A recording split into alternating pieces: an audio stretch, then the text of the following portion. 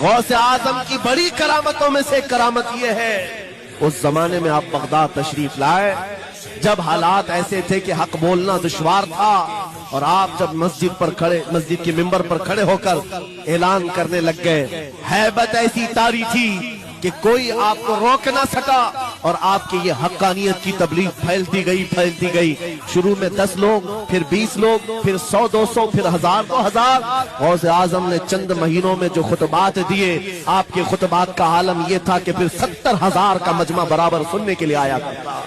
اور غوث اعظم کا یہ خطبہ ایک نہیں، ہزاروں خطبات ہیں۔ جب آپ خطبہ دیتے تھے، ایک بات یاد رکھیں، زبان اگر پاک ہو اور اللہ کی نبی پاک کی شریعت طاہرہ بولتی ہو، اس زبان میں بلا کا اثر ہوتا ہے، اللہ کریم کی طرف سے اثر ڈالا جاتا ہے۔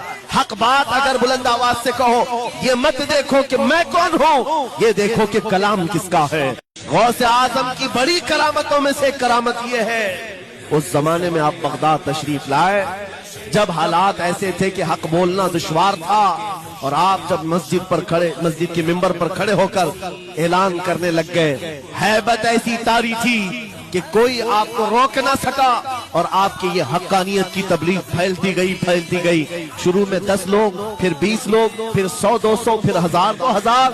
غوث اعظم نے چند مہینوں میں جو خطبات دیے، آپ کے خطبات کا عالم یہ تھا کہ پھر 70,000 کا مجمع برابر سننے کے لیے آیا کرتا۔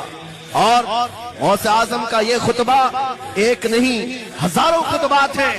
جب آپ خطبہ دیتے تھے، ایک بات یاد رکھیں، زبان اگر پاک ہو اور اللہ کی نبی پاک کی شریعت طاہرہ بولتی ہو، اس زبان میں بلا کا اثر ہوتا ہے، اللہ کریم کی طرف سے اثر ڈالا جاتا ہے۔ حق بات اگر بلند آواز سے کہو، یہ مت دیکھو کہ میں کون ہوں، یہ دیکھو کہ کلام کس کا ہے۔